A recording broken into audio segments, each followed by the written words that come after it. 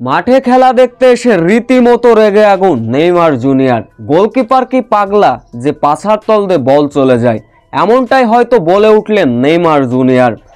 আর্জেন্টিনার কাছে রীতিমতো কাঁদল ব্রাজিল, যা দেখে গ্যালারি থেকে যা বলে উঠেছিলেন নেইমার জুনিয়র।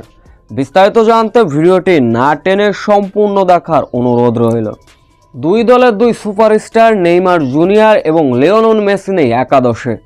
লিওনেল মেসিকে ছাড়াই যদি ব্রাজিলের হয় এই অবস্থা, একবার ভাবুন যদি থাকতো আজকের ম্যাচে লিওনেল মেসি, ব্রাজিল তো 7 আপের জায়গায় 8 আপও খেতে পারত।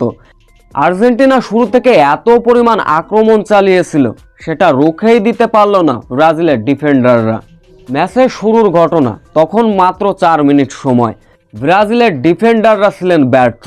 গোলকিপার ওইখানে ভুল করলেন, সামান্য একটু এগিয়ে এসে বলটাকে প্রতিরোধ করার চেষ্টা করলে হয়তো গোল থেকে বেঁচে যেত ব্রাজিল।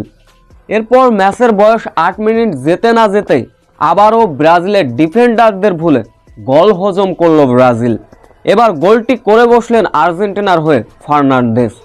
এ যেন রীতিমতো ডিফেন্ডারদের ভুলে একের পর এক গোল হজম করল ব্রাজিল, যা দেখে গ্যালারি থেকে রাগান্বিত ছিলেন নেইমার জুনিয়র। হয়তো বলছিলেন এমন গোলকিপার এমন ডিফেন্ডার সত্যিই যেন চলে না। ম্যাচের বয়স তখন ঠিক 26 মিনিট। ব্রাজিলের হয়ে মান সম্মান বাঁচালেন ম্যাথুইস কুনা। অসাধারণ এক গোল করলেন, দলকে লিড এনে দিলেন। ম্যাচের বয়স তখন ঠিক 36 মিনিট।